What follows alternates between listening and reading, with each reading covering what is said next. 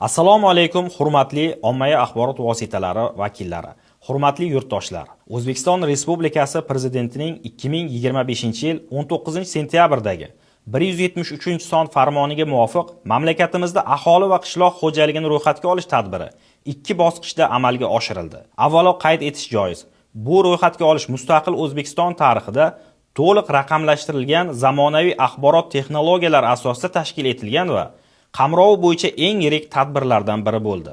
2026-yil 15-31 yanvar kunlari census.stat.uz portali orqali onlayn ro'yxatga olish o'tkazildi.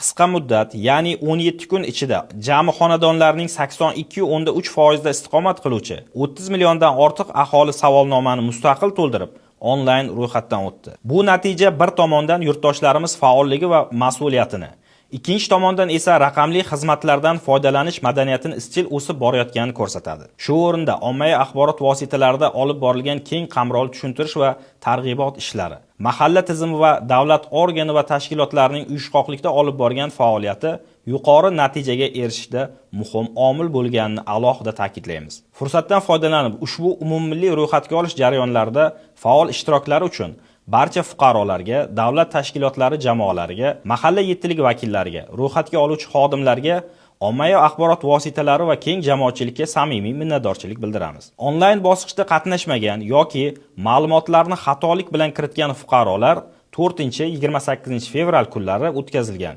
ikkinchi bosqichda qamrab olindi. Bu bosqichda mahalla yettiligi vakillari uyma-uy yurib, planshetlar orqali ma'lumotlarni to'g'ridan-to'g'ri elektron platformaga kiritib borishdi. Ro'yxatga olish yakunlarining dastlabki ma'lumotlariga ko'ra, respublika bo'yicha jami 8.3 millionta xonadonlarda yashovchi aholi to'liq qamrab olindi. Bu jarayonda qo'shimcha turar joy obyektlari, jumladan yangi qurilgan uy-joylar aniqlandi. Ayrim holatlarda xonadon a'zolarining vaqtincha xorijda bo'lishi yoki boshqa obyektiv sabablar tufayli uyda bo'lmasligi natijasida kam sonli fuqarolar ro'yxatga olish jarayonida ishtirok eta olmagan bo'lishi mumkin. Ushbu fuqarolar aholini ro'yxatga olish bo'yicha tashkil etilgan 1851 qisqa raqamli kol markaziga qo'ng'iroq qilishsa, qayta o'rganishni amalga oshiruvchi statistika organi xodimlari ularning xonadonlariga borib, ro'yxatga olish ishlarini o'tkazishlari mumkinligini ma'lum qilamiz.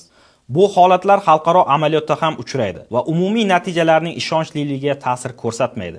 Chunki keyingi tahlil bosqichlarida statistik usullar, ma'muriy manbalar va taqqoslash mexanizmlari orqali ma'lumotlarga aniqlik kiritiladi. Ro'yxatga olish jarayoni to'liq raqamli tizim asosida amalga oshirildi. Har bir shaxsning ma'lumoti JSHR, ya'ni jismoniy shaxsning shaxsiy identifikatsiya raqami orqali tekshirildi. Agar ma'lumot onlayn yoki uyma-uy bosqichda takror kiritilgan bo'lsa, tizim avtomatik ravishda bunday holatlarni aniqlab, faqat bitta yozuvni qabul qildi. Ya'ni ma'lumotlar sifatini ta'minlashda inson omilini kamaytiruvchi avtomatik nazorat mexanizmlaridan foydalanildi. Xalqaro tavsiyalarga muvofiq ma'lumotlarning aniqligi va sifatini baholash maqsadida ro'yxatga olish natijalarini qayta o'rganish ishlari ham tashkil etiladi. Buning uchun tasodifiy tanlab olingan xonadonlarga mutaxassislar qayta tashrif buyurishadi. Odatda bunday tekshiruvlar umumiy qamrovning o'rtacha 5-10% doirasida amalga oshiriladi. Bizda ham 10% gacha qamrov asosida qayta o'rganish rejalashtirilgan. Shu munosabat bilan agar joriy yilning mart oyida statistika xodimlari qayta o'rganish maqsadida xonadoningizga tashrif buyursa, buni to'g'ri qabul qilib, aniqlik kiritish uchun beriladigan qisqa savollarga javob berishingizni so'raymiz. Ro'yxatga olish jarayoni yakunlangani bilan yakuniy raqamlar darhol e'lon qilinmaydi.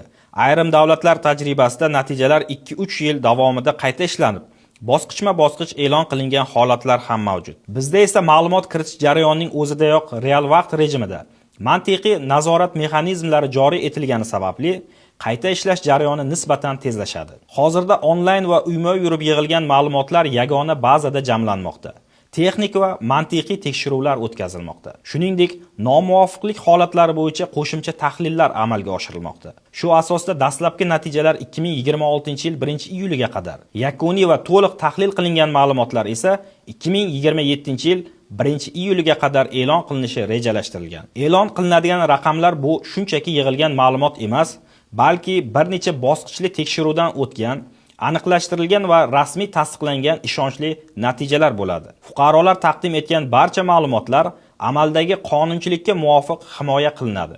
Sizning shaxsiy ma'lumotlaringiz maxfiy saqlanadi va faqat umumlashtirilgan statistik ko'rinishda ishlatiladi. Axborot tizimi yuqori ishonchli va zaxiralangan ma'lumotlarni qayta ishlash markazida joylashtirilgan. Milliy sertifikatga ega kripto model orqali ma'lumotlar shifrlangan holda saqlanadi. Shuningdek, statistik qayta ishlashdan oldin ma'lumotlar shaxssizlantiriladi, ya'ni umumlashtirilgan ko'rinishga keltirilib, muayyan fuqaroni aniqlash imkoniyati to'liq cheklanadi. Ushbu umummilliy tadbirda faol ishtirok etib, ro'yxatdan o'tib savollarga to'g'ri va to'liq javob bergan barcha vatandoshlarimizga samimiy minnatdorchilik bildiramiz. Sizning mas'uliyatli munosabatingiz ushbu jarayonning muvaffaqiyatini ta'minladi. Shuningdek, mahalla yetkazilgan vakillari, ro'yxatga oluvchilar, Milliy statistika qo'mitasi markaziy va hududiy xodimlari, IT mutaxassislar, ommaviy axborot vositalari vakillarining fidokorona mehnati alohida e'tirofga loyiq. Tashkiliy va amaliy yordam ko'rsatgan barcha vazirlik va idoralar, mahalliy hokimliklar hamda hamkor tashkilotlarga ham